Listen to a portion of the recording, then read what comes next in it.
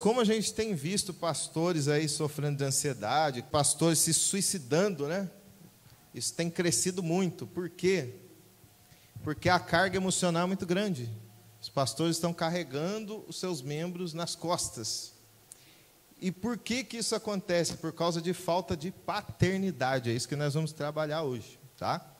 Não vou falar de paternidade espiritual, que é um tema bem equivocado nos nossos dias hoje. Mas vou falar sobre paternidade humana mesmo.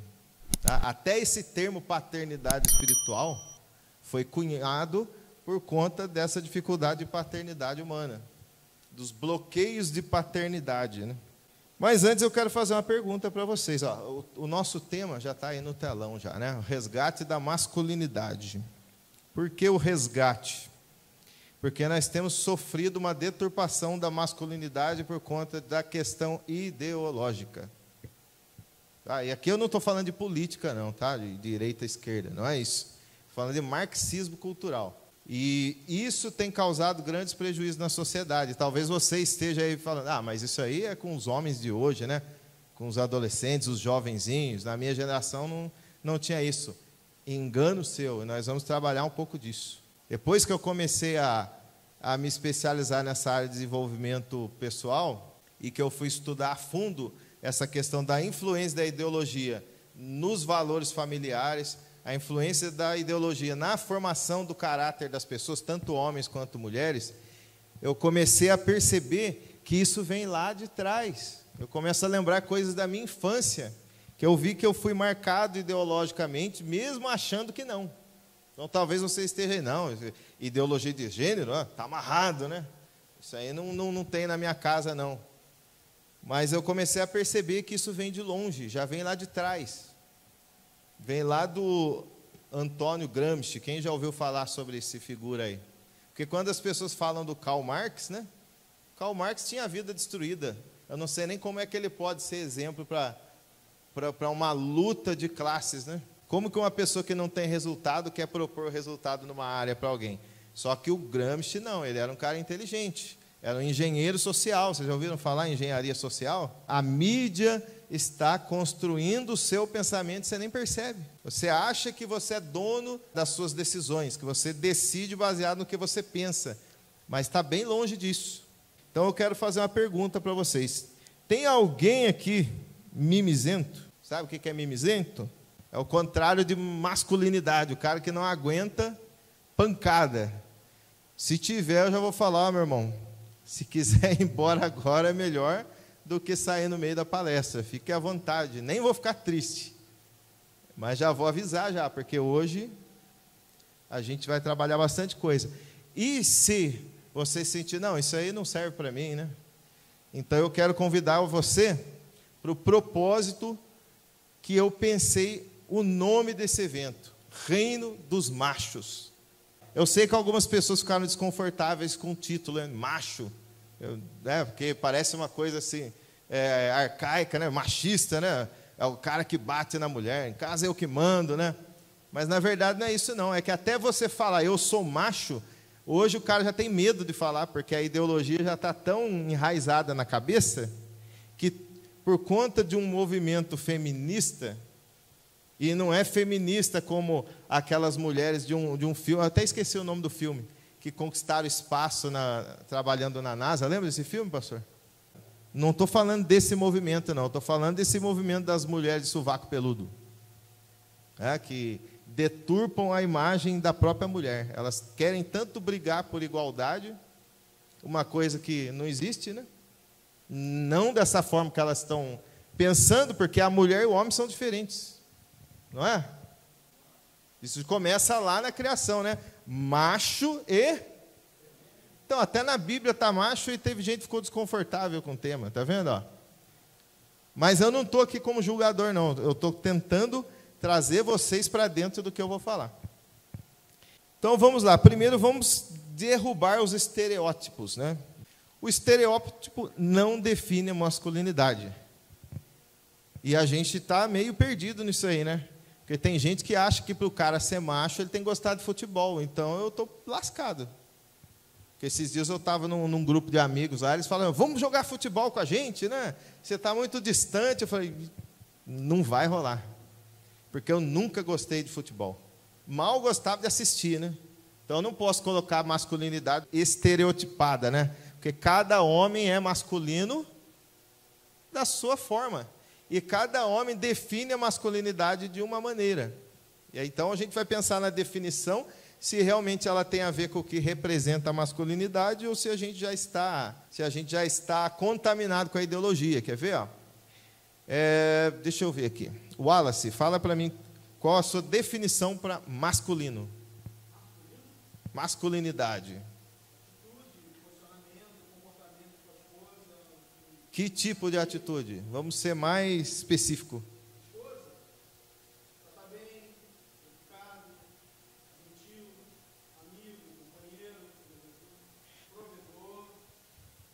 Provedor. Eu pedi uma definição, ele já... Mas vamos lá, estou entendendo. Você acha que um homem afeminado, termo afeminado, daqui a pouco a gente vai falar sobre ele, não tem nada a ver com orientação, opção sexual, não, tá? Não estou falando de gay, estou falando afeminado comportamentalmente falando. O cara que é afeminado, ele é tudo isso aí, mas ele é masculino? Não tem mulher que às vezes ela gostaria, né? No começo do casamento, não sei vocês, porque eu me lembro a primeira vez que eu participei de um ministério de casais na igreja, pastor, eu tinha 1 ano de casado. E aí, quando os casais começaram a relatar a vida deles, os casos que tinham 20, 25 anos de casado, eu falei para a Dani, a gente é pecador, porque os caras só contavam bênção. Eu falava, mas casamento deles é isso aí mesmo, né? Eu falei, então o meu é uma droga, né? Porque... Mas, na verdade, a gente esconde, né, o que realmente acontece. Mas eu queria que vocês me falassem hoje. Vocês acham que é ser masculino somente fazer essas coisas? Eu me lembro no começo do casamento que eu ouvi uma frase dessa aí. E aí eu peguei e falei para minha esposa, mas essas características que você está falando aí, eu acho que você queria ter casado com uma mulher. Porque não vai ter jeito de eu ser assim, do jeito que você está falando, não. Esse não sou eu, né? Mas é um conflito que você vai, até você alinhar as coisas, você vai passar por isso aí. Mas vamos lá, quem tem uma outra palavra para definir masculinidade? Mas não tem certo e errado, tá? Só estou fazendo pergunta para a gente pensar. É a sua definição. Não tem definição errada, tá? Se alguém está com medo de falar aí, todas as crenças de vocês são verdadeiras, daqui a pouco eu vou explicar por quê. Mas alguém tem uma definição? Vamos lá, gente. Masculino. Fala pouco na hora certa. Está vendo? Sim, senhora.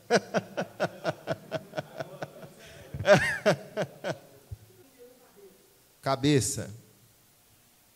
Vamos lá. Quem não quiser concordar com isso também, fica à vontade, tá, gente? Nós estamos construindo pensamento aqui. Deixa eu ver quem que eu vou chamar agora. Então vai, manda ver aí.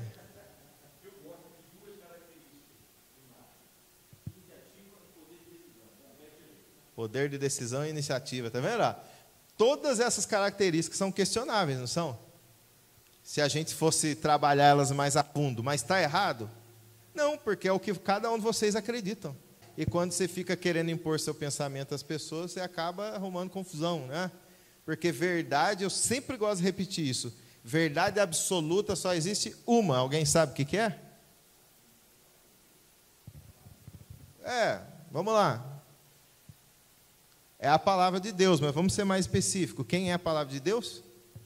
Jesus. Ele falou isso, não falou? Eu sou o caminho, eu sou a verdade. Então, eu tenho a minha verdade, o irmão Jonas tem a dele, o Elias tem a dele, o Mauro Dias tem a dele. Cada um de nós temos a nossa verdade. E qual é o parâmetro para a gente achar a verdade absoluta?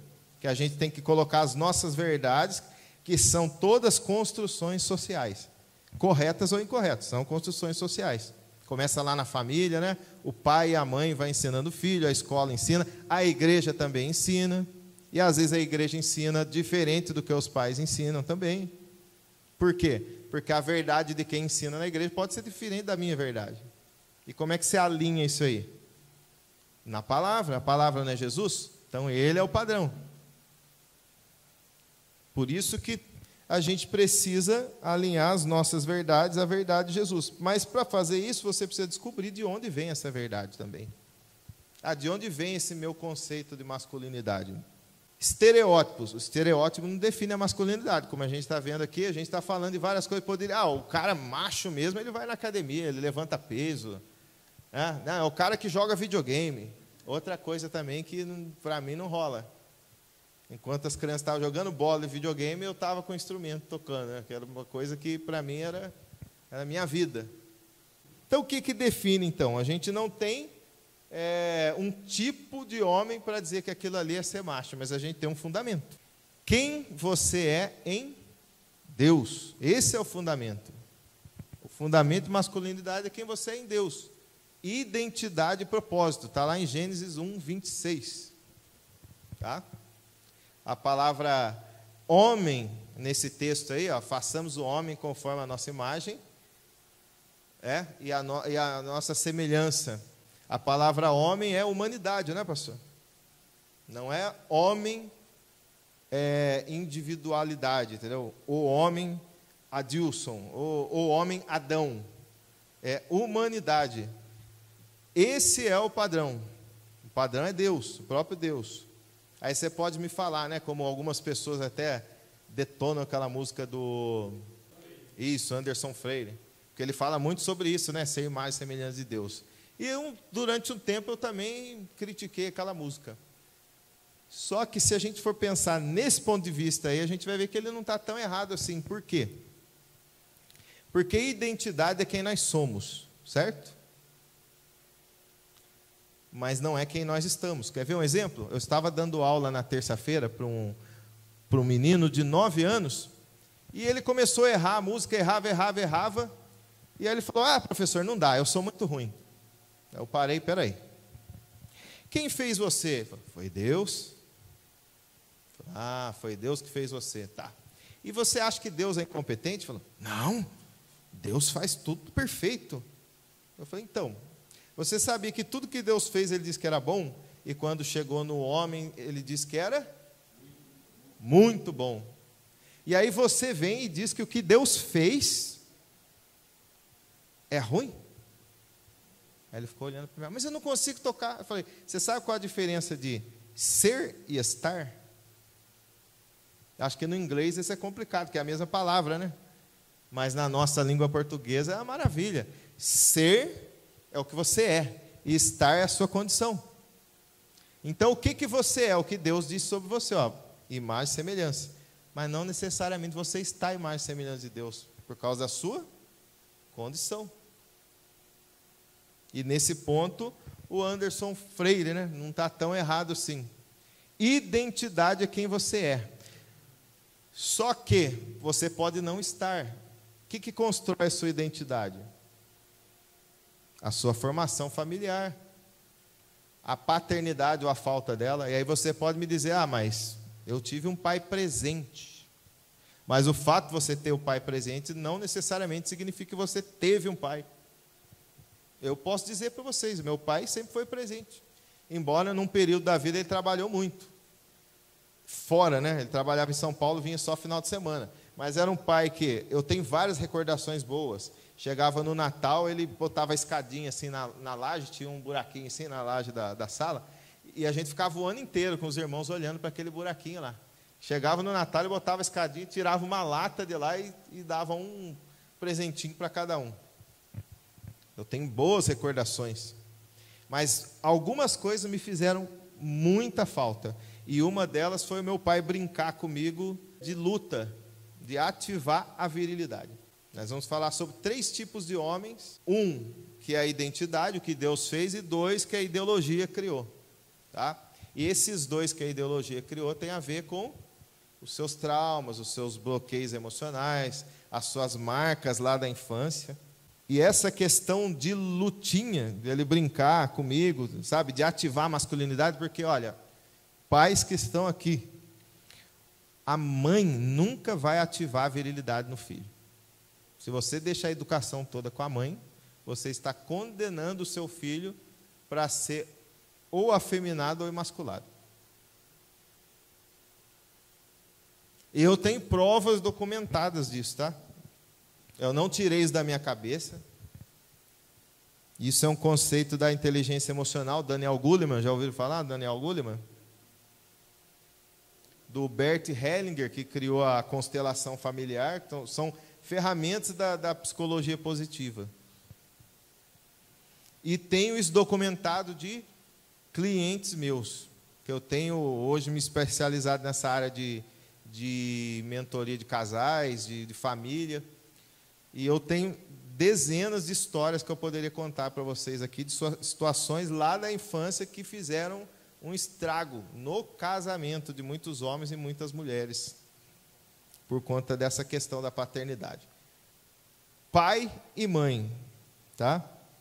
E para cristãos evangélicos, principalmente, isso é uma dificuldade muito grande, porque você só acha a cura de algo quando você está convicto da doença.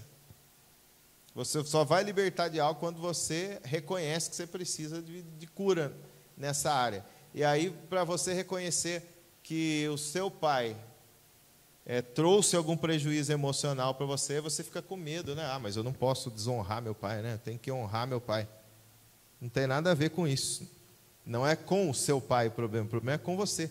Tem como você voltar o tempo atrás e eu quero que o meu pai seja diferente, então eu vou voltar lá atrás. O que acontece com as pessoas que ficam com a mente no passado e tentando reviver a situação e com autocomiseração? Elas têm o quê? Depressão. Depressão é uma fuga temporal. A pessoa fica com a mente no passado, ou numa situação de glória, né, que ela foi muito bem sucedida, como imagine o caso de Jó, né? Bum! Do nada a vida dele se tornou numa desgraça. Aí fica com autocomiseração, se lamentando, mas eu era feliz, mas por causa disso hoje eu não consigo mais, e não consegue avançar. Ou porque aconteceu alguma coisa muito ruim lá atrás e a pessoa não se perdoa por aquilo. Ele acha que de alguma forma, se ele ficar pensando naquilo, ele vai encontrar a solução, mas a solução só existe no hoje. O passado e o presente não existem. Identidade e propósito. Antes da gente definir bem o que é identidade, primeiro eu queria definir o propósito. Propósito é diferente de chamado. Quer ver? O que é chamado? Vamos lá, gente, vamos tentar ser rápido aí para a gente ganhar tempo. Vamos aí, quem ainda não falou, conceito de chamado. O que é chamado? Você acha que chamado é o que você nasceu para fazer? Então, se você não fizer, você não cumpriu o seu chamado. Quem mais? Você já viu o pastor aposentar? Alguém já viu? Já. Você acha que eles estão em pecado? Estão em falta diante de Deus? Mal chamado não era ministério pastoral? E aí, como é que fica? Quem mais tem uma definição de chamado aí? Vocês acham que a medicina é um chamado? Não? Sim ou não? Quem acha que não, me explique por que não.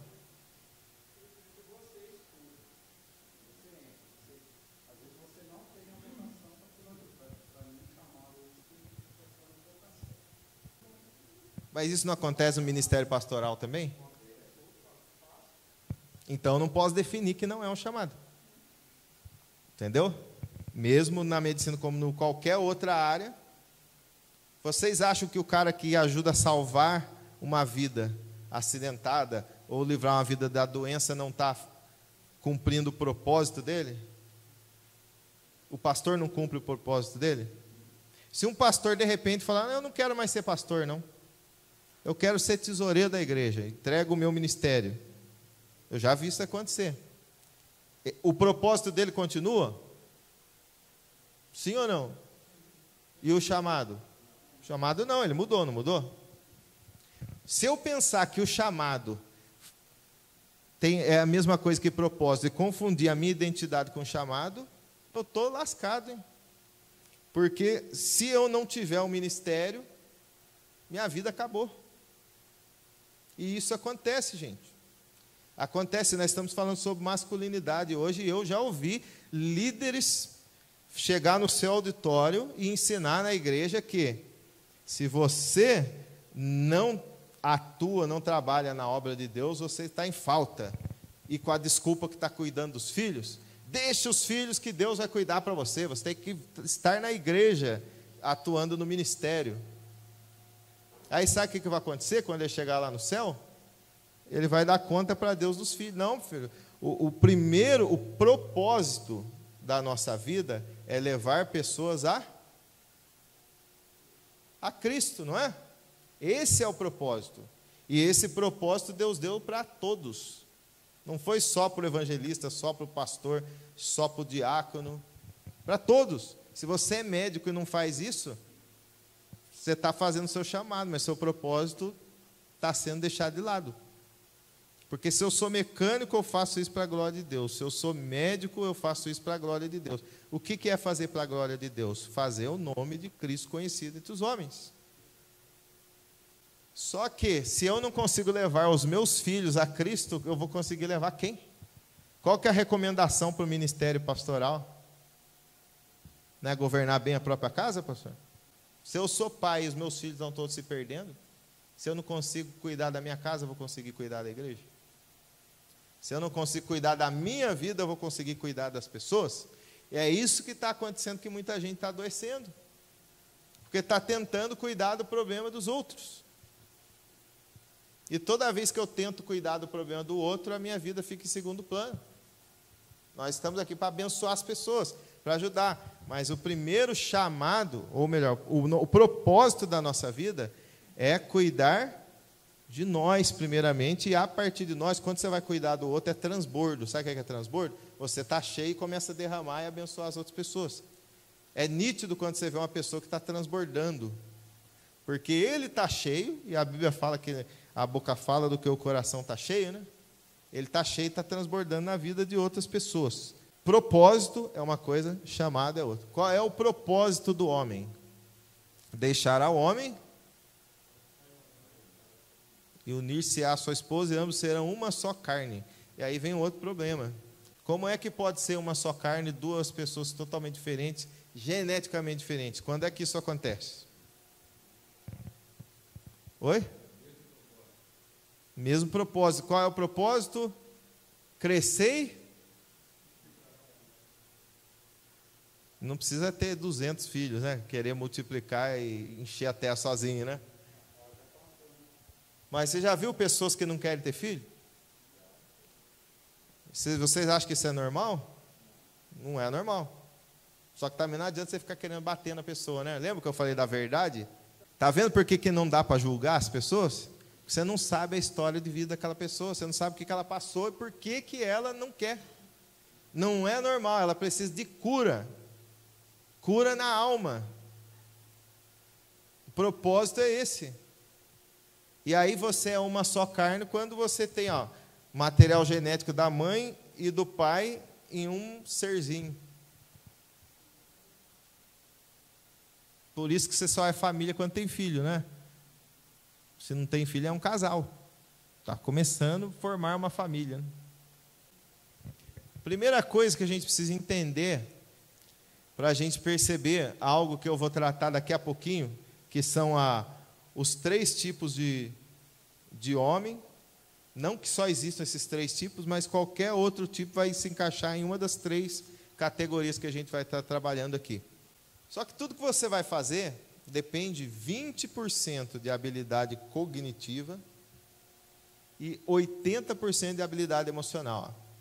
Cognitiva é saber e a habilidade emocional é fazer.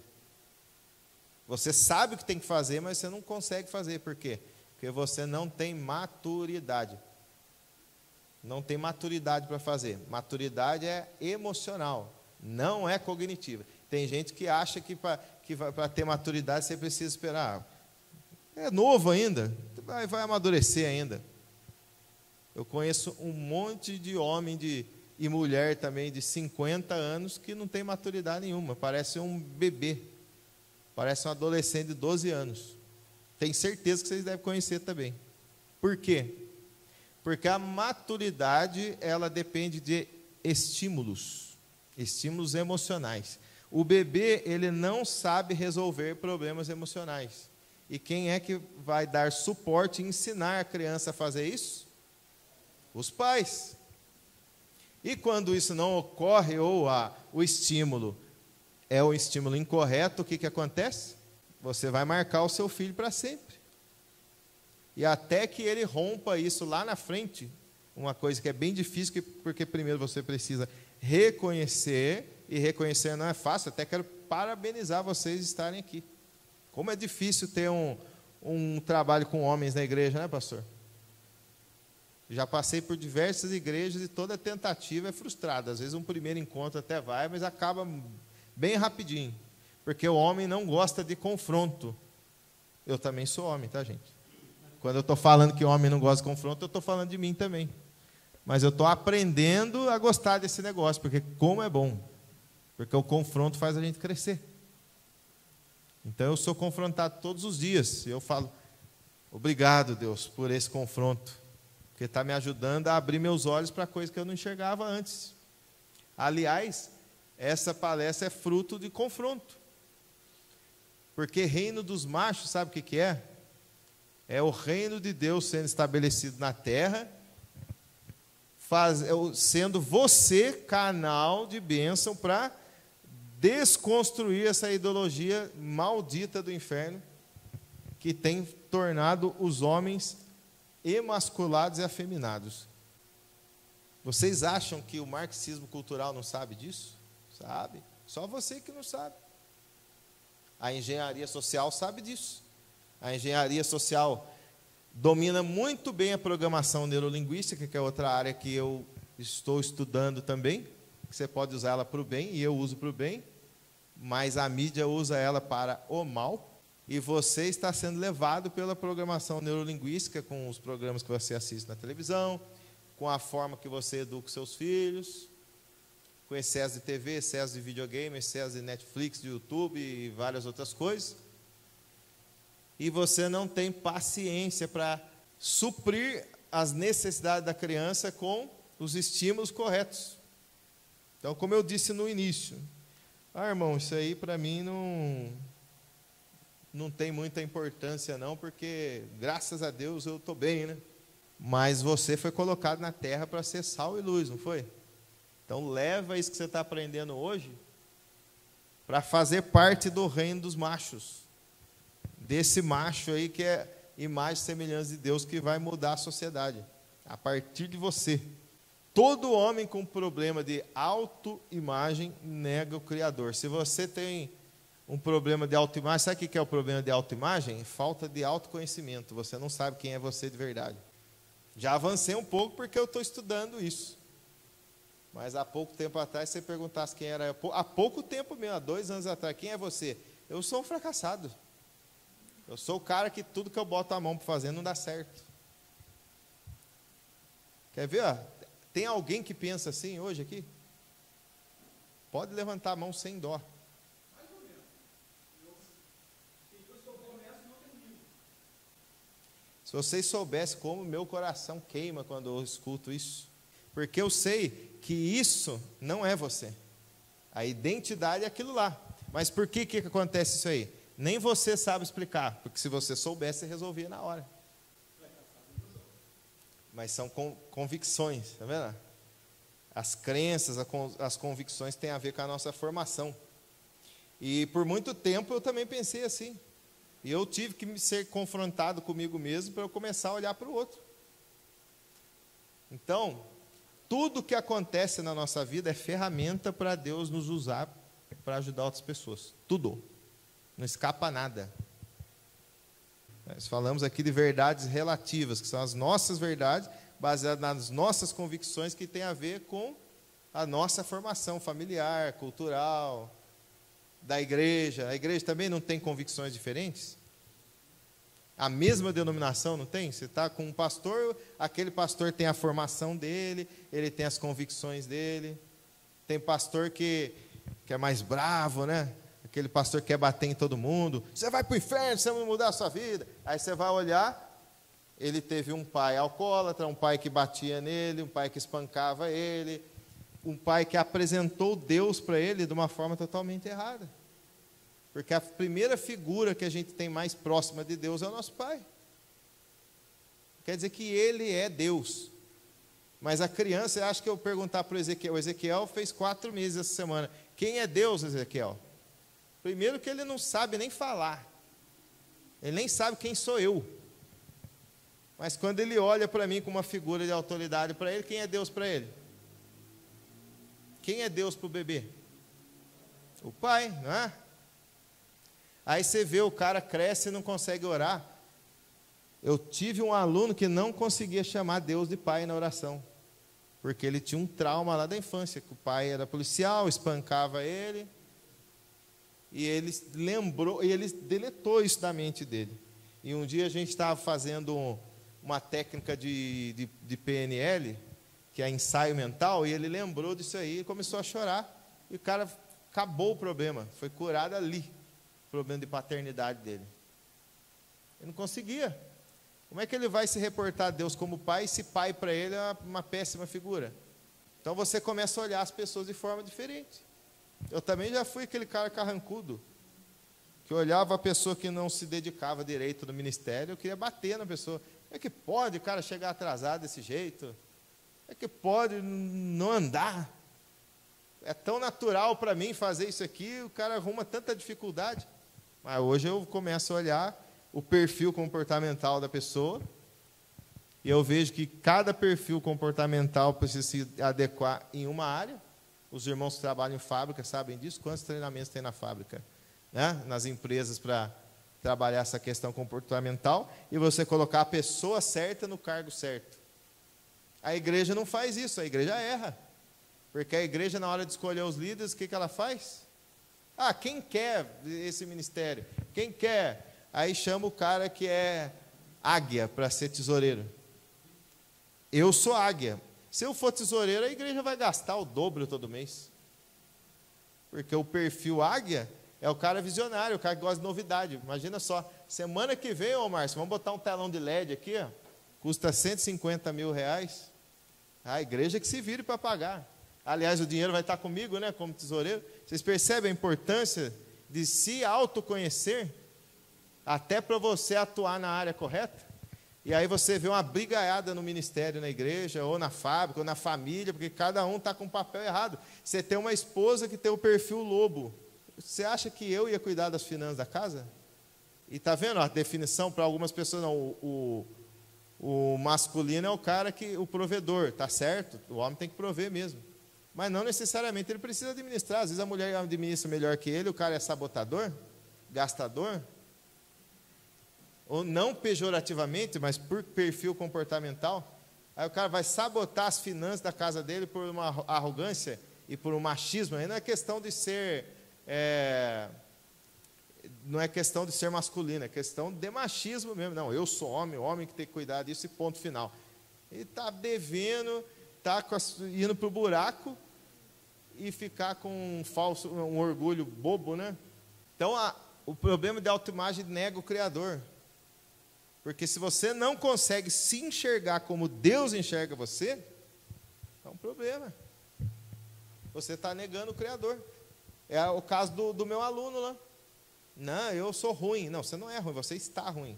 Sabe como que você faz para deixar de estar ruim? Você precisa estudar mais. Entendeu? Parar de ficar dando nó aí no professor, estudar de verdade, que aí você vai aprender e você vai voltar a ser bom, porque Deus fez você muito bom. As implicações desses bloqueios de autoimagem. Morar com a mãe. O autoconhecimento, você só consegue aperfeiçoar isso quando você se propõe a fazer coisas que você nunca fez. Se propor a fazer coisas diferentes. Eu estou falando uma questão de independência. Vocês sabiam que a adolescência não existe? Vocês sabem quando que foi criado esse termo adolescência? Foi algo criado pela psicologia de 1900 para cá, sabia disso? É uma construção social também. Isso é ideologia. É para destruir os nossos jovenzinhos, fazer com que eles fiquem perdidos no mundo. É a idade que ele não sabe nada da vida, não sabe nem quem ele é, que ele tem as crises. Foi sempre assim? Vocês sabiam que na cultura judaica existe o rito de passagem, que é o bar mitzvah? Vocês sabem qual a idade? 12 anos os homens e as mulheres 13 anos. Ou melhor, o homem 13 e a mulher 12. Ele deixa de ser criança e passa a ser... Imagina o apóstolo Paulo, né? Quando eu era menino, eu pensava, agia como menino, mas desde que eu deixei de ser menino, passei a ser pré-adolescente, né? Que agora, aí eu deixei um pouquinho. Aí depois eu passei para adolescência. Aí eu me perdi totalmente, porque eu não sabia quem eu era. Tinha crise existencial, né? Aí depois disso, agora estão dizendo aí que a adolescência vai até os 21 anos, né? Aí você tem um problema sério com isso. Por quê? Qual é a idade em que os impulsos sexuais são mais fortes? Não é na adolescência? Por que Deus fez isso, né? Que Deus punidor, né? Para a gente só ficar olhando e lambendo o beiço, né? Porque não, você não pode casar quando você é adolescente. Só que se eu coloco o adolescente como incapaz, eu estou jogando ele na cova dos leões. Aí ele não tem maturidade emocional, por quê? Porque não ensinaram a você suprir essa questão emocional do adolescente. Não, ele vai aprender ainda, ele ainda está se conhecendo, né? Aí você acreditou nisso e não deu suporte para aquela criança amadurecer emocionalmente. Aí ele entra na adolescência e começa a forjar o caráter do homem casado que é viciado em pornografia, o homem casado que não consegue fazer sexo com a esposa se ele não olhar lá uma revistinha antes, não assistir filme. Vocês olham espantados, achando que isso não acontece? Dentro da igreja ainda, tem atendido um monte de casal com esse problema, vocês não têm ideia. Quando não é isso, é o marido que reclama que a esposa não... Reclama sempre que está com dor de cabeça, né? E aí ele esquece de deixar o Doril do lado da cama. Ou o marido também que não chega junto, que é imasculado, que tem medo da genitália feminina.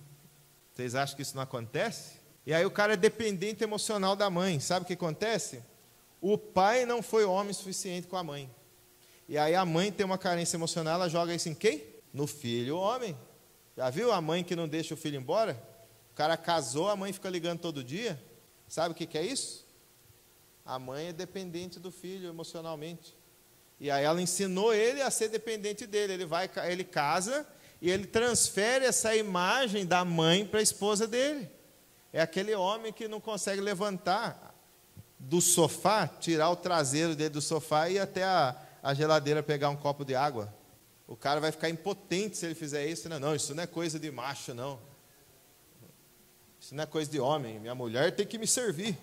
Imagina, minha mãe, o homem que não come feijão requentado, homem Nutella, né? Mas não porque não come feijão requentado, é uma questão de gosto, né? Eu também não gosto. Mas você acha mesmo que eu vou obrigar minha esposa a fazer? Eu vou lá e faço se eu não quiser. Ela não tem obrigação nenhuma de fazer. Ela faz por... Vocês estão com medo até de falar a palavra amor. Hein? Ela faz por... E você vai trabalhar todos os dias por... Obrigação. Gente, ó, deixa eu falar uma coisa para vocês. Eu não tenho problema com lavar banheiro. Ontem mesmo, em casa agora, com o bebezinho lá, a situação tá meio complicada. Então tem que dar uma moral lá, porque senão a mulher não aguenta fazer tudo sozinha. E aí eu levanto bem cedo, acordo 5h30 da manhã, faço a minha caminhada, daí eu tenho lá meu ritual de leitura, né? De estudar, porque a hora que as crianças acordam já era, né? E aí eu entrei no banheiro, estava um cheirinho. Era 5h30 da manhã, não fui caminhar não, tranquei a porta do banheiro, ela acordou uma barulheira lá, eu estava lavando o banheiro. Para mim, tranquilo, eu ajoelho no chão do banheiro, é uma diversão para mim. A hora de falar de negócio de lavar louça, eu não gosto. mas eu faço por amor, mas não gosto de lavar a louça. Mas eu queria dizer para vocês que lavar a louça não causa impotência. E é até afrodisíaco, sabia? Lava uma loucinha lá para você ver o que acontece depois. A mulher vai ficar tão grata, né? Isso aí. Viu, ó? Vamos ressignificar uma crença aqui, que eu tenho certeza que todo mundo já ouviu. Quer ver? Vocês vão completar a frase. Amor é de... tá todo mundo com medo agora, né? Vamos lá, gente, fala aí. Amor é de... Aí você chega na sua casa, você só quer sexo com a esposa. Você não, amor é de mãe. A minha mãe vem em primeiro lugar. Você sabia que família é pai, mãe e filhos? Os avós não é família, é parentela. Parentela. O religioso, ele cria muitas regras. Jesus combatia, Jesus quebrou um monte de regra, né? Ele curou no sábado. Não foi isso? Jesus se irou, não irou? Ele não foi lá e chicoteou todo mundo no templo, chamou os caras de hipócrita. Mas o religioso, hoje, se você chamar alguém de hipócrita, você está cometendo um sacrilégio, né? Mas Jesus fez isso. Jesus não entraria nas nossas igrejas hoje, ele ficaria do lado de fora. Não, esse pecador aqui. Mas os princípios nós quebramos.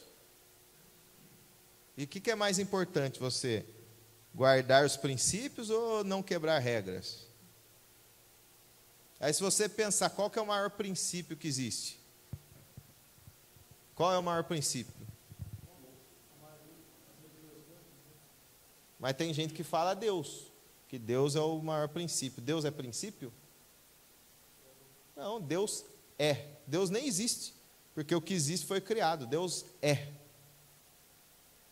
É uma definição e tanto, né? Quando eu sou o que sou. Tudo está. Até nós estamos enquanto carne. Nós somos em Deus porque nós somos gerados nele, não é isso que ele fala lá para o profeta? Mas depois a gente vê que Deus criou a família. Não foi isso que Deus criou? Criou o homem, a mulher e... A igreja foi criada antes ou depois da família? Depois, não foi? Qual o propósito da igreja na terra? Mas a família também tem esse propósito, não tem? Qual a diferença da família que Deus criou para as famílias de hoje? As famílias eram perfeitas. Deus criou tudo e era muito bom. Só que hoje não, né? Hoje a gente luta contra a nossa natureza adâmica, que não foi tirada de nós. O que foi tirado foi o pecado, né? Mas o pecado deixou de agir dentro de nós, ele passa a agir do lado de fora. Você tem hoje em Cristo a escolha de não ceder à tentação, do pecado te assediar e você não cometer. Você tem a escolha, mas sem Cristo não tem. A diferença é essa. A família não precisava de igreja naquela época. E o que nós seremos depois do tempo da igreja? Depois que nós tivermos o nosso corpo glorificado, estivermos para sempre com Cristo, o que a gente vai ser? Família. Aí se você fala que a igreja é mais importante que a família, você está destruindo o que é mais importante para Deus. E não existe igreja sem família. E também porque a igreja, ela não tem 4 paredes, ela tem 2 pernas. Igreja somos nós. E o que tem 4 paredes é a instituição. Nós precisamos dela hoje para nos reunir. Mas a igreja vai além do que nós estamos fazendo aqui. Você é igreja em qualquer lugar. Morar com a mãe é um problema? É um problema. Porque enquanto você não sai da casa da sua mãe, você não vai saber o que é se cuidar. Carl Jung, ele fala sobre incesto inconsciente, alguma coisa assim. Essa questão da mãe que não teve o masculino no pai, e ela tem essa carência emocional do pai, e ela transfere para a figura paterna para a figura masculina mais próxima dela, que é o filho. Então, na verdade, não que ela queira fazer sexo com o filho, mas ela tem essa dependência emocional e sexual transferida para o filho inconscientemente. E ela quer amor do filho, né? Mas o filho, depois que ele casa, ele tem que amar a esposa, né? E se ele tiver que sacrificar alguém na relação de conflito, não pode ser a esposa. Ele vai ficar contra a esposa dele a favor da mãe? Se ele fizer um negócio desse, ele acabou com o casamento dele e ele destruiu um princípio, que é o princípio da família. Família agora é ele, a mulher e os filhos. E o homem masculino é o cara que defende a família. Tem uma frase, em latim, mas eu não vou me arriscar aqui, eu vou falar em português mesmo. Quem quer paz, vai para... Aí, ó, maravilha, uma salva de palmas, vamos lá.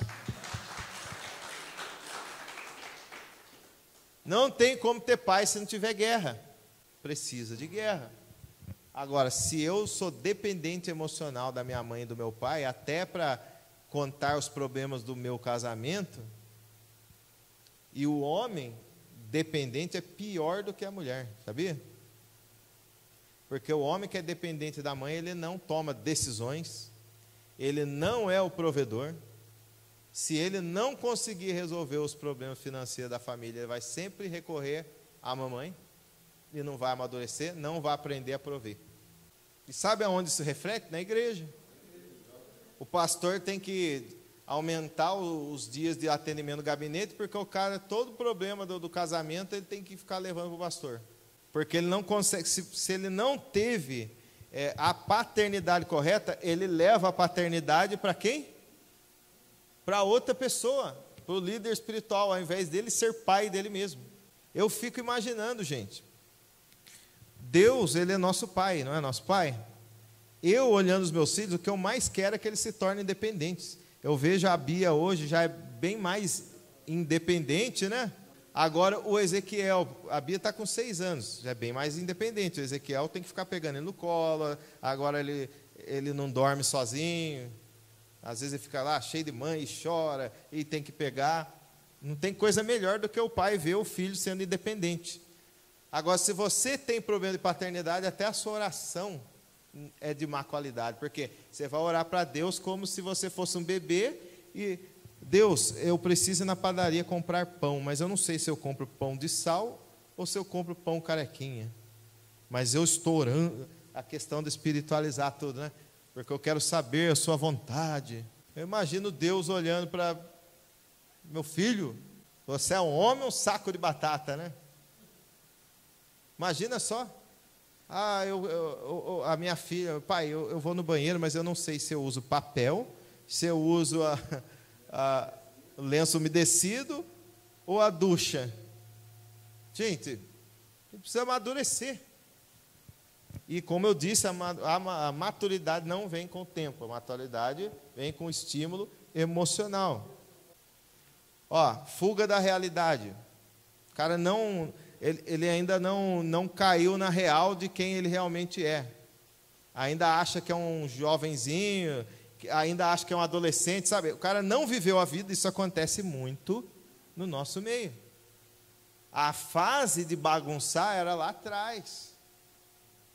Aí o cara viveu com excesso de regras na igreja, e ele deixou de viver a vida. Não estou falando de pecar não, tá, gente? Estou falando de sair, de fazer coisas que ele gosta. Eu me lembro que na minha adolescência na igreja, não podia usar bermuda, era pecado, né?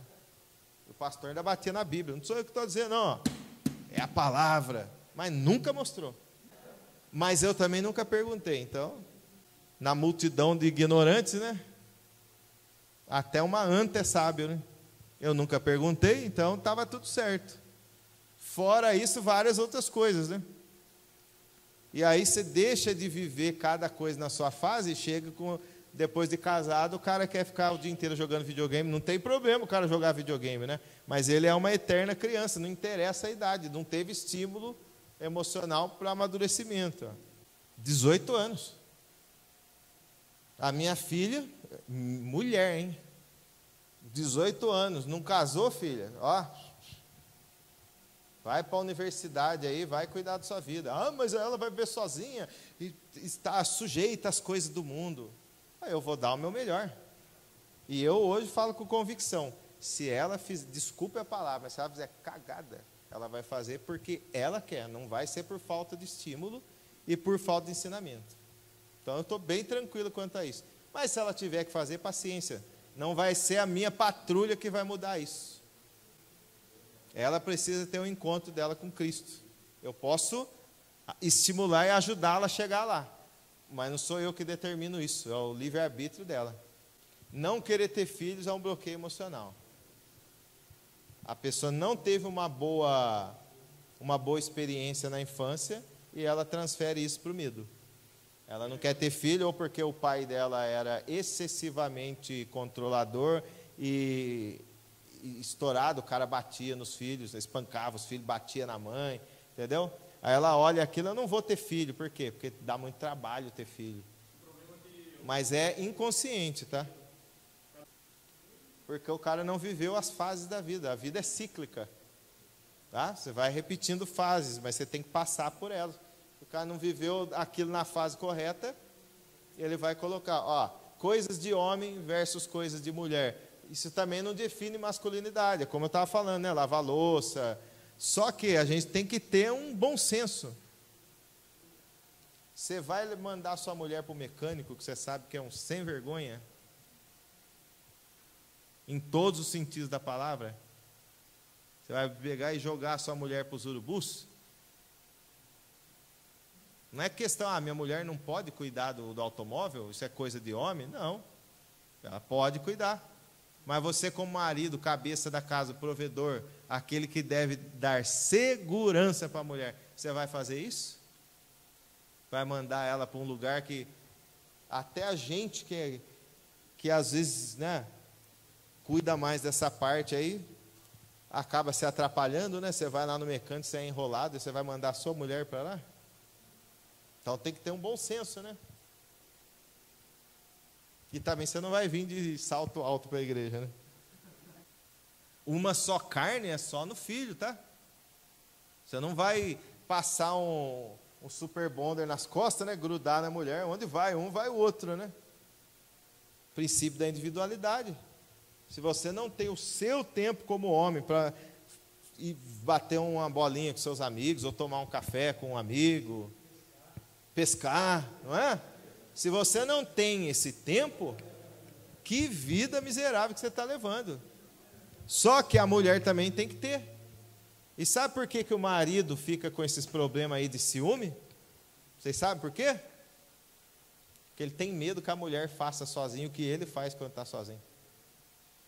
Porque se ele é o cara que passa confiança para a mulher, e ele é confiante em si mesmo, ele vai deixar o problema do ciúme não tem a ver com a outra pessoa, tem a ver com quem tem. Tem a ver consigo mesmo. O princípio da individualidade. Tem dia que eu fico com as crianças para a Dani fazer alguma coisa. Tem dia que ela sai, eu fico. Tem dia que eu saio com a Bia para ela ficar sozinha em casa. Esses dias ela falou, eu saí, falei, Bia, vamos dar uma volta. Aí a gente saiu. Aí quando eu voltei, ela estava radiante lá. Para mim foi uma coisa simples. Eu ganhei o dia. Fui servido café da manhã na cama no outro dia. Só porque eu peguei minha filha e saí para dar uma voltinha. Eu falei, olha, eu estava precisando disso, ficar sozinho em casa. Dormir à tarde, assistir um filme. E a causa? É isso que vocês estão curiosos para saber, né? Como é que acontecem esses problemas aí de bloqueio? Eu estou falando de bloqueio emocional, não estou falando de trauma, tá? Trauma você precisa se tratar com um psicólogo, com um psiquiatra.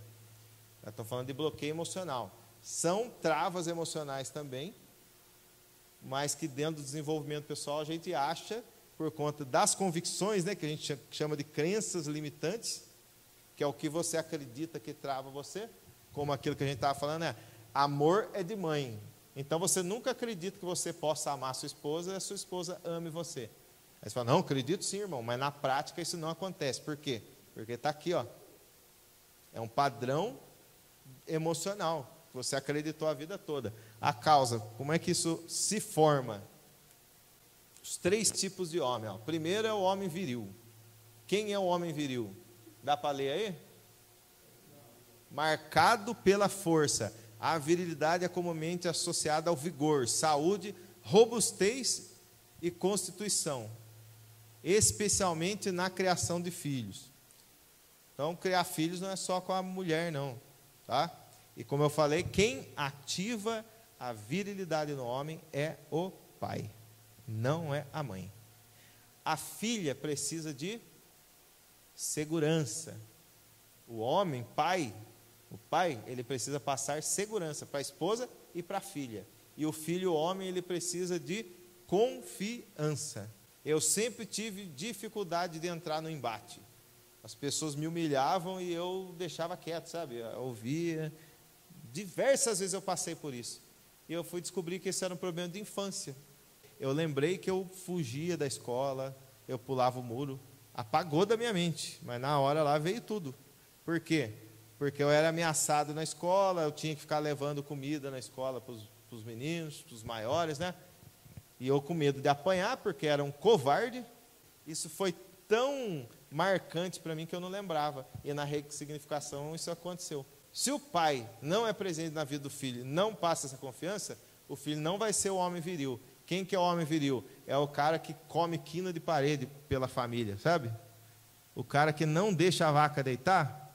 Ele não é aquele homem mimimi que está 10 anos desempregado e, eu não consegui nada na minha área, mas daí as coisas que tem para ganhar pouco, né? E está dependendo de cesta básica da igreja e não quer trabalhar.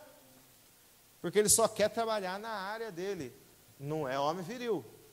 O homem viril é o Jacó. Conhece o Jacó? Ele queria a Raquel. E ele trabalhou quantos anos? Vamos ver quem está ligado aí, né? Esse é homem viril, pô. Você faria isso? De graça, trabalhou de graça. Não foi remunerado, não. E depois o cara ainda queria... Só que tem uma coisa, o cara que é viril, ele tem a bênção de Deus. O homem preguiçoso, né? Vai ter com a formiga preguiçoso. Sabe o que acontece se deixar a mãe fazer isso com o menino? Eu vou contar o que eu vi. O menino virilzinho lá, o menino. E o primo... O pai era emasculado, que eu vou fazer a definição para vocês aqui daqui a pouco. Não é culpa dele, é culpa dele continuar emasculado, mas ser não é, porque tem a ver com essas questões emocionais. E aí o que aconteceu? A mãe é que dá as cartas lá, porque todo homem emasculado casa com uma mulher viril. E todo homem viril vai casar com uma mulher feminina. Sabia que tem mulher viril também? Porque o contrário também acontece. Se o pai é emasculado, a mãe é viril, e ela vai virilizar a filha, e vai emascular o filho. E aí o que aconteceu? Toda hora a mãe chegava no pai do menino, não, porque você tem que ver, porque ele está batendo nele. Eu falei, gente, se fosse meu filho, eu falava, se ele bater em você, você vai dar um soco nele também. Aí o que acontece? O menino está sempre apanhando, e a mãe vai lá interceder. Era o que a minha mãe fazia. Já viu a mãe interceder pelo filho? Não, o pai é que tem que ensinar o filho a se defender. O irmão está ensinando, então, que tem que ensinar violência para o filho? Não é isso que eu estou dizendo. Você tem que ensinar o seu filho a se defender. Se defender. É bem diferente. Até a Bia eu falo isso. A Bia bate nos meninos. Aí os meninos vêm chorar, as mães vêm reclamar e a gente fica aquela cara, né? Aí ela falou, pai, mas ele me bateu. Só que ninguém viu que ele bateu. Então o que eu falei para ela? Filha, você vai fazer o seguinte. Toda vez que um menino vier e bater em você, você vai chegar lá na mãe dele. Se quiser, eu vou com você. Você vai falar, o seu filho me bateu. Se você não tomar providência e ele fizer isso de novo, eu vou bater nele. Mas você não vai precisar bater nele. A mãe vai ter que resolver. Agora, se a mãe não resolver, pelo menos, eu não vou ficar com cara de bobo lá, né? Que todo mundo vai taxar ela que é menina encrenqueira, que não tem limite, que bate em todo mundo. Entendeu a diferença? Não é você forjar um caráter de um homem grosso, porque isso vai refletir. E você sabe como é que faz isso?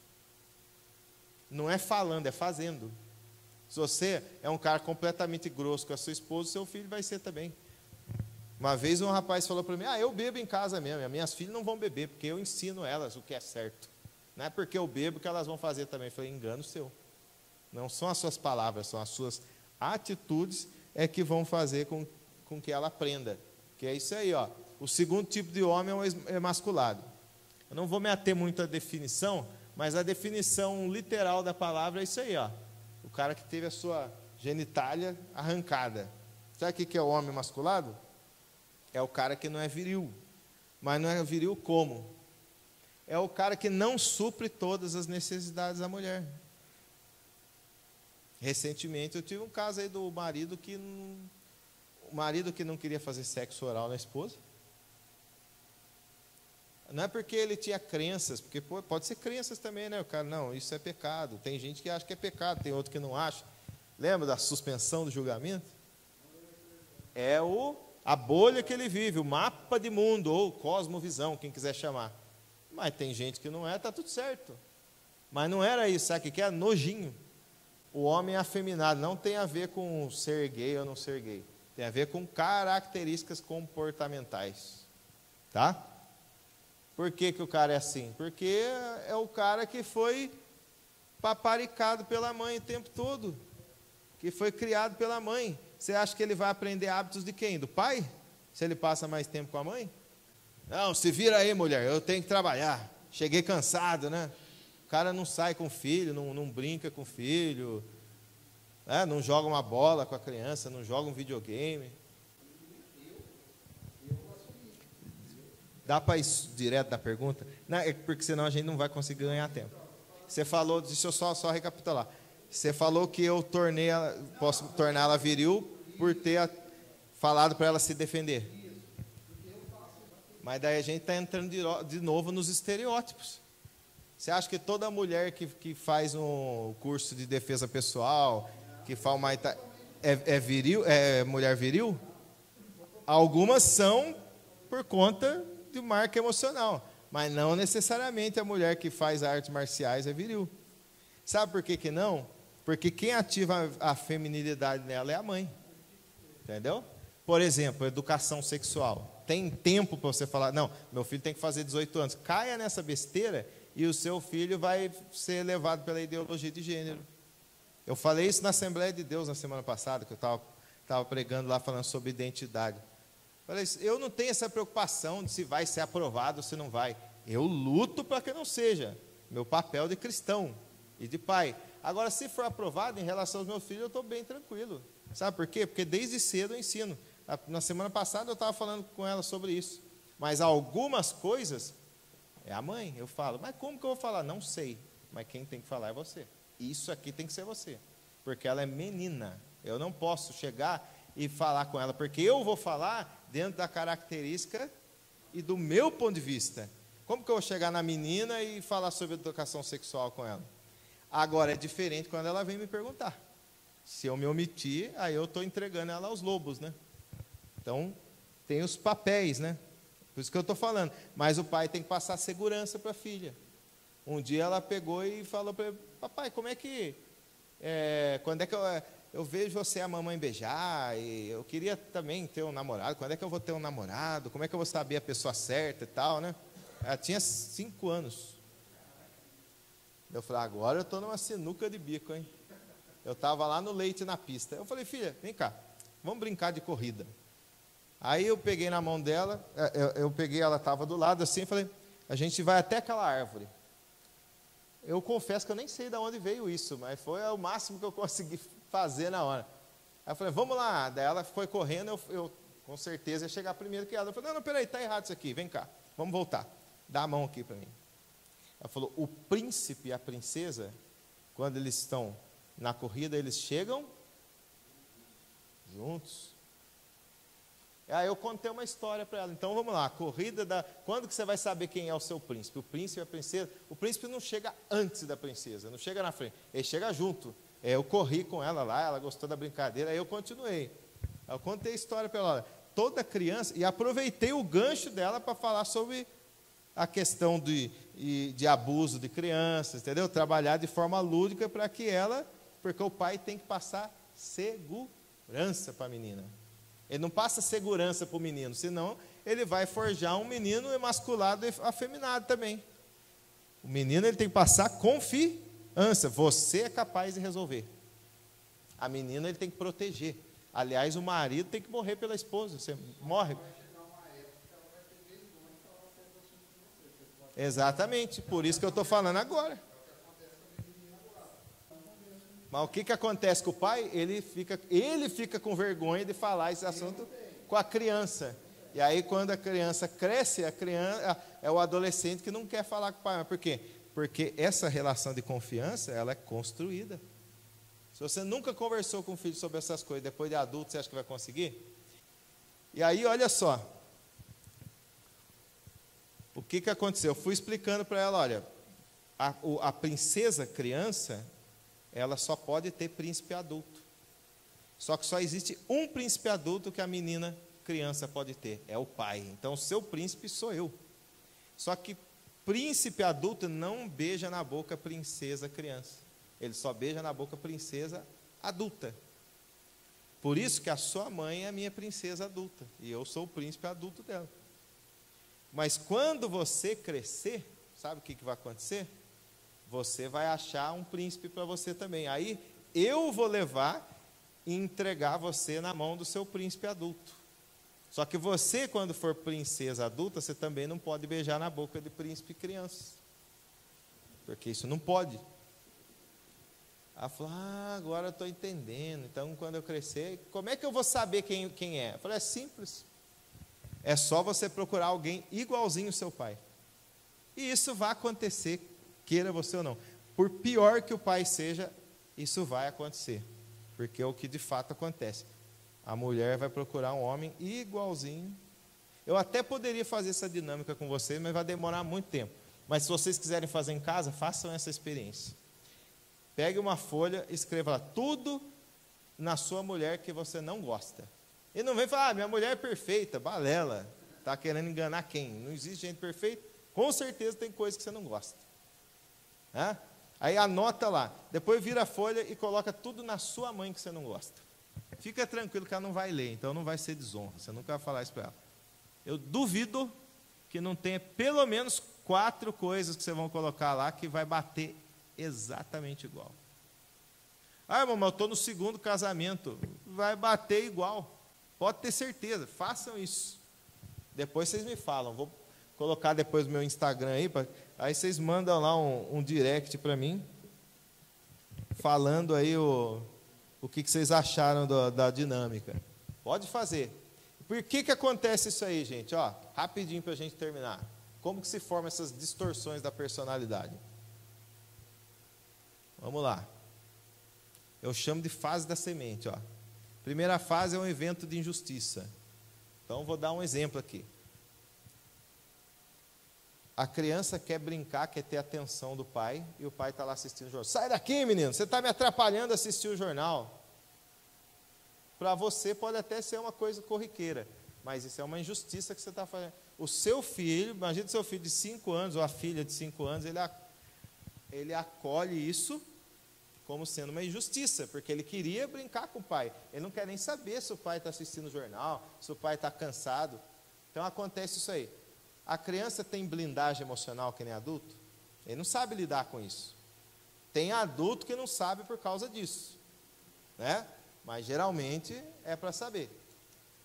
Aí o que acontece? Isso causa uma mágoa. Só que como ela não tem blindagem emocional, ela não vai saber lidar com isso.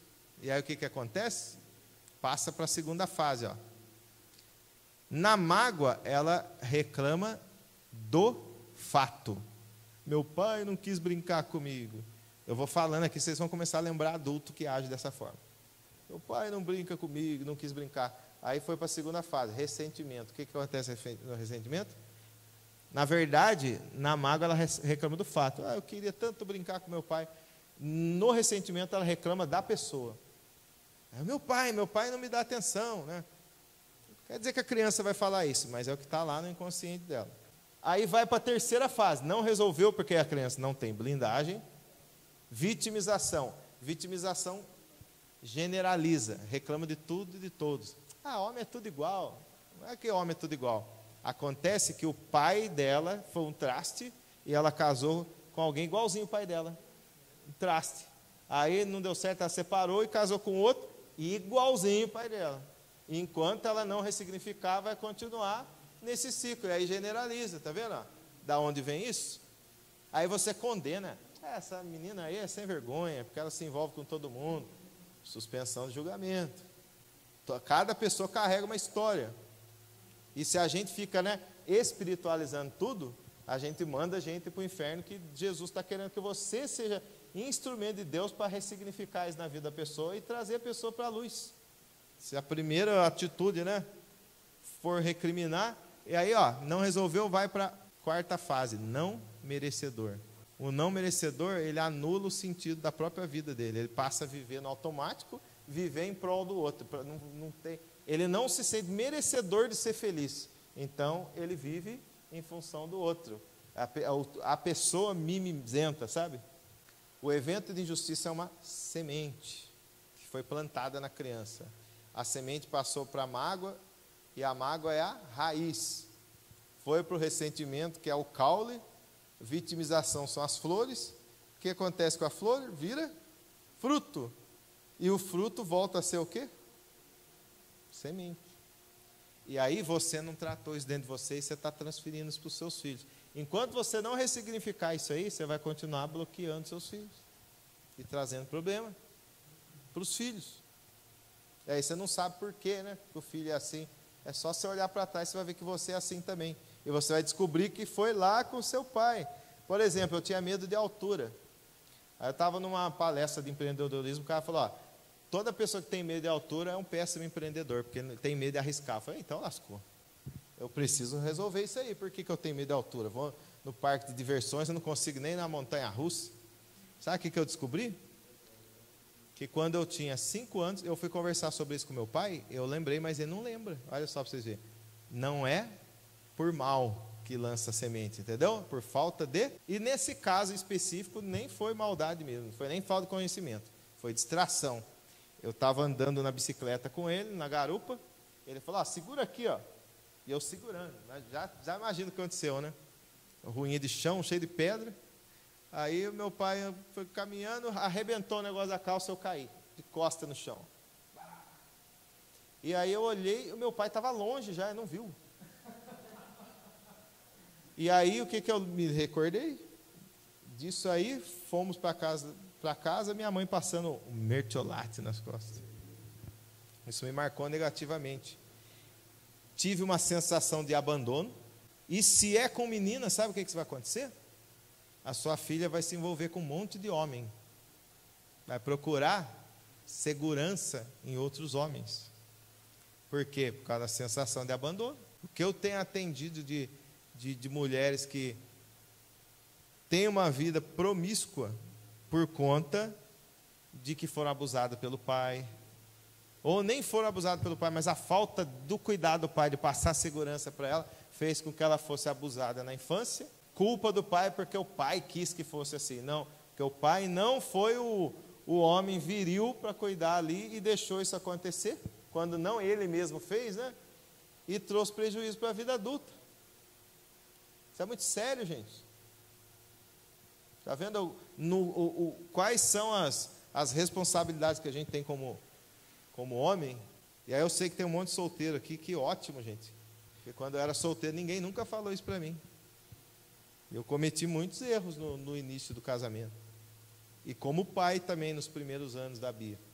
Porque até os 6 anos, a criança ainda é moldável em relação ao caráter, em relação a essas marcas emocionais. Dos 7 para frente, até os 14, aí vai acontecer isso aí, Se não ensinou desde o início, não tem blindagem, vai acontecer isso aí. E os principais bloqueios são bloqueio de escassez, necessidade de aprovação, bloqueio de aprendizagem e abandono. Cada um desses aí causa um desastre. Bloqueio de escassez, quase todo mundo tem. Quer ver? Menino, não peguem dinheiro, porque dinheiro é... Vamos lá, gente. Vamos falar, Não peguem dinheiro, porque dinheiro é sujo. O que vai acontecer? Inconscientemente a pessoa vai gastar demais, vai jogar o dinheiro fora.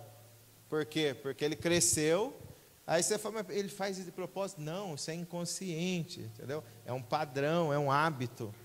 É aquela pessoa que, não importa se ela ganha, não estou falando de escassez, você ganhar pouco. Pode ser também, né? Porque você tem esse bloqueio e não consegue produzir mais. Mas pode ser que você tenha muito, mas você não consegue segurar. E você não entende por que eu tenho esse padrão e tudo que é hábito, é comportamento, é difícil de você mudar, porque você tem que ressignificar a causa. Tem gente que fica tentando, faz milhões de cursos de finanças, né? Não adianta nada, porque vocês lembram que o resultado depende 20% do saber e 80% é fazer. Não adianta você saber. Você pode saber e você não vai fazer. Por isso que muita gente está na igreja ouvindo o evangelho a vida toda e não muda nada. Aí você vai conversar com o cara sabe a Bíblia mais do que você. E por que o cara não muda de vida? Porque saber não é a mesma coisa que fazer. Por isso, quando Jesus fala, conhecereis a verdade vos libertará, ele está falando de conhecer. Conhecer não é ler sobre, conhecer é ter relacionamento. Você tem uma ligação emocional com Cristo. Você anda com Ele, você é amigo dele. Conhecer é isso aí, não é ler sobre. Senão não existiria ateus, né? Tem tanto ateu que conhece tanto a Bíblia. Os caras, inclusive, leem para debater e refutar. Necessidade de aprovação é a pior das coisas. Olha, gente, eu tinha todos eles. E hoje eu vejo a importância de eu ter aprendido isso para hoje ajudar outras pessoas. Inclusive a minha falta de empatia, de querer ajudar os outros também, e só olhar para o meu próprio umbigo, era relacionado aos bloqueios que eu tinha. Então, necessidade de aprovação é a pessoa que não consegue dar um passo com medo do que o outro vai pensar. Era eu.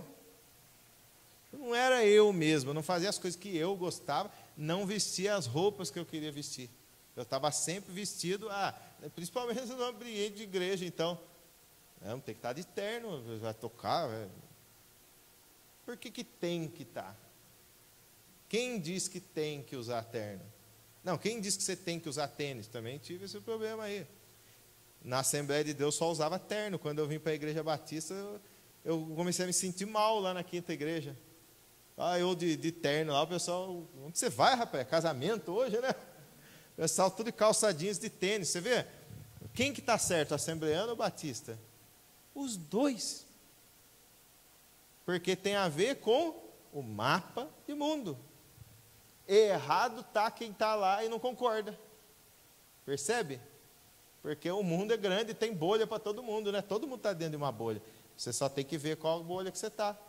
E também a bolha tem um mentor. Se você não encontra resultado na bolha que você está, troca de bolha que você vai trocar de mentor. Simples assim. Só que a necessidade de aprovação não deixa você fazer isso. Por quê? Primeiro você acha que se você mudar de denominação é pecado, né? Não, se eu fizer isso, o que as pessoas vão pensar de mim, né? Eu lembro que eu não saí porque eu não concordava, porque eu entendi que era um tempo de Deus para que eu viesse para uma nova denominação e desenvolver um trabalho diferente, que foi o meu Lesh Lehá, que é o autoconhecimento, né? Que Deus falou para Abraão, né? Sai para dentro de você mesmo e para fora.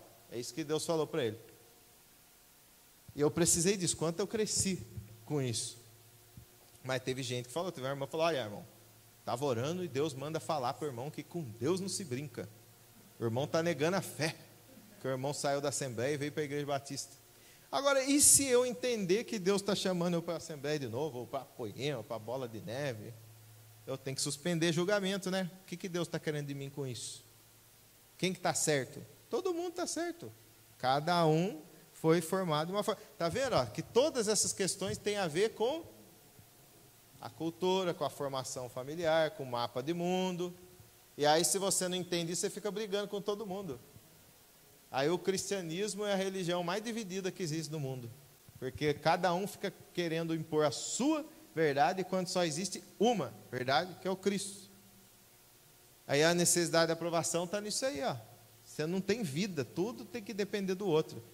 Gente, o dia que eu me libertei disso aí, que eu dei um soco na mesa, eu falei, não, agora eu estou entendendo, não é eu que quero isso. Eu estou sendo regido por conta dos meus bloqueios. Tive um namoro de 5 anos, Foi a pior experiência da minha vida, mas eu não dava conta de dar um basta, porque necessidade de aprovação. Aí você entra num relacionamento, você vai arrastar um relacionamento autodestrutivo, por quê? Por causa disso. O dia que eu descobri isso, eu falei, gente, eu vivi numa prisão. E como Deus teve misericórdia de mim, né? Porque talvez hoje eu estaria separado, porque eu estava casando com a pessoa errada. Por quê? Me submeti à humilhação. Porque foi o que eu aprendi na infância, eu não conseguia. É aquela pessoa lá que você dá o conselho, cara, você está vendo que esse namoro aí não é de Deus? Olha só, por que você não larga isso? Ah, não consigo, eu falo que eu vou largar e não consigo. Você fala, você está de brincadeira comigo, né? Não é o saber, é o fazer. Não é cognitivo. Cognitivo você aprende com o tempo. Tocar bateria, tocar saxofone é cognitivo. Agora, o saber mas até o tocar é emocional. O músico que não consegue tocar, ele tem trava emocional, tem vergonha de tocar em público. Já viu? Tem um monte de aluno assim. O cara erra, não é porque ele não sabe, é porque ele tem vergonha. Aí chega, ele trava e erra tudo. Por quê? Necessidade de aprovação. Ele não tem habilidade emocional para fazer aquilo. E o abandono, ó. Vocês não têm ideia da quantidade de mulheres que sofrem abuso. E muitas que a gente nem sabe, né? Porque não fala. Por quê? Por causa do pai.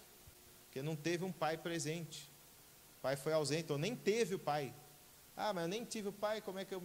É pior ainda, não teve. Não teve a figura masculina lá. Vocês percebem? Dentro da casa, se o homem é emasculado, a mulher é viril. Até porque se o homem é viril, ele não vai casar com a mulher viril. Que um homem viril e uma mulher viril dentro de casa, um vai matar o outro. Né? Mas esse é o padrão? O padrão é o homem viril. O homem viril é a imagem e semelhança de Deus. Aí você fala, então como é que é? Cada um é de um jeito. Lembra que eu falei? Que não tem estereótipo? Por quê? Deus não tem vários nomes? El Shaddai, Jeová Jireh, Deus provedor. Mas são vários deuses? Não, são várias faces de Deus. Vários atributos. Né? Agora, você tem todos esses atributos? Não tem, meu. Senão você seria Deus, né? Você não é Deus. Você é imagem e semelhança dele. Imagem e semelhança, cada um tem uma característica. E ele fez você exatamente do jeito que ele queria que você fosse. Porque no projeto que Deus tem para a sua vida, você, o homem viril, é exatamente o jeito que precisa ser para que você influencie lá a sociedade, no lugar que você está, no ambiente de trabalho, para você influenciar a sua família, para você cuidar dos seus filhos. É isso aí. Agora, o padrão é o homem viril, o homem que é provedor em todos os sentidos, financeiramente, emocionalmente, sexualmente. Não, a ideologia vem do marxismo, destruir o patriarcado, sabe, o patriarca da família. Por quê? Porque na verdade o que Karl Marx queria não era implantar ideologia de gênero, não era nada disso que vocês estão vendo aí. O que ele queria é um mundo utópico de que você tem que tirar de quem tem mais para dar para quem tem menos. É isso que ele fala, né? Tem até um pastor doido aí que ele quer defender isso na Bíblia, né? O cara tem uma ideologia marxista e transforma isso em teologia, né? Mas isso não tem a ver com o evangelho. Até porque para você dar, você tem que ter, né? Se você tira tudo, vai dar o quê? O culto à pobreza. E aí o que acontece? Você acha, quer ver, ó? Adilson, você ralou pra caramba para construir seu patrimônio, não foi? Ou caiu do céu sem você? Você concorda em pegar e entregar isso para outras pessoas?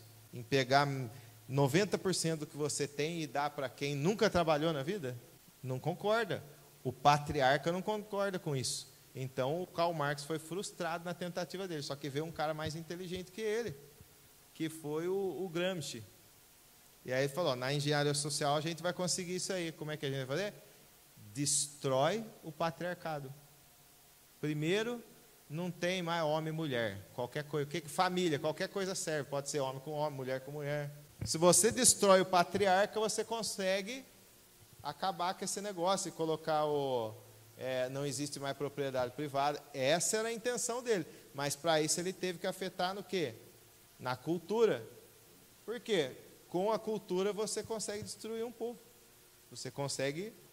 Por isso que a cultura do céu somos nós que trazemos. Só que se a gente está cego, né, e não está enxergando o que a engenharia social está levando para dentro das nossas casas através da ideologia, e a gente acha que está tudo bem, né? O negócio está entrando paulatinamente, a gente nem percebe.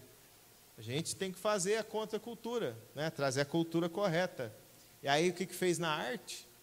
Abstrato, já viu abstrato? Um dia eu cheguei na faculdade de música lá, estava tendo a semana de artes visuais, tinha umas mangueiras penduradas assim, e eu entrei assim, bati a cabeça, né? Minha área era música, não era artes visuais, né? Eu bati a cabeça e as meninas que tinham feito trabalho estavam ali do lado. Eu falei, mas quem que pendurou esses negócios aqui? Ela, opa, negócio não. Isso aqui é a situação geopolítica mundial. Eu falei, para mim é um monte de... Isso veio do marxismo cultural, porque teve a evolução da arte. Já viu o desenho realista? Depois, o que aconteceu? O abstrato. O abstrato, qualquer coisa serve. Se eu destruo tudo que é belo, eu apago o Deus da sociedade. Eu destruo a cultura. Aconteceu isso na música também? Aconteceu. Inclusive dentro da igreja. Tem um fenômeno chamado worship aí, que são músicas de 4 acordes. Mas o que o irmão tem contra isso aí? O que eu tenho contra? O belo foi trocado pelo simples. Isso é marxismo cultural. Está todo mundo achando que é uma nova onda de adoração, né? Aí você vê os homens, uma coisa mais bonita que a gente vê na igreja é isso aqui, ó, que a gente vai fazer. Vou fazer sem instrumento mesmo, pegar uma música que todo mundo conhece aqui, ó. Então minha alma canta. Mais forte, bem forte.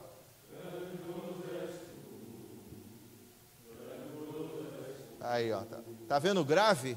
O peso da masculinidade, a voz masculina. Aí você chega no culto agora, você vê os homens tudo assim, ó, de braço cruzado. Você não ouve mais o grave, só ouve agudo. Porque aquelas músicas, né? Eu quero sentar no seu colo, papai. Homem não quer sentar no colo de ninguém, não. Aí o cara vai cantar. Não é desconfortável para o homem cantar isso? Sentar no colo do meu pai, você faz isso quando você é criança, bebê. Mas adulto não faz isso. Você vai lá no velhinho lá e senta no colo dele. Passou a fase, não é? Maturidade, tá vendo? Ó? E aí a música faz isso, as pessoas estão lá, é uma nova onda, que tal? Não é, não. É marxismo cultural entrando dentro da igreja. Tá vendo? E aí, ó, mas qual é o tipo de homem que gosta dessas músicas aí? O homem, o perfil masculino construído pela engenharia social. Você vê que hoje não se valoriza mais um baixo. Todo mundo quer cantar igual o Leonardo Gonçalves, só canta no agudo, mas a característica de voz no extremo agudo, uma característica feminina, né? Você tem o primeiro tenor que canta bem no agudo, mas nem todo mundo é primeiro tenor. Cada pessoa é cada pessoa. Todo mundo quer ser primeiro tenor, todo mundo quer cantar no agudo. Percebe isso? Como é que eu faço para cantar no agudo? Não, você vai cantar com a voz que você tem, com a sua estrutura do seu aparelho fonador, com a sua caixa torácica, que vai influenciar no seu timbre de voz. Como é que a gente soluciona isso aí? Autoconhecimento. Olhar para dentro de você mesmo. Teve uma época aí que demonizou-se o desenvolvimento pessoal, né? Porque falava-se, esses caras aí ficam falando que a resposta que você precisa está dentro de você, e aí fica confundindo, né? Falando, não, isso aí é humanismo, né? Não, isso não é humanismo, não. Humanismo é o que está acontecendo agora por falta de autoconhecimento. Deus falou para Abraão, né? Abraão, sai da sua terra, do meio da sua parentela, vai construir, vai com a sua família para outro lugar. Vai viver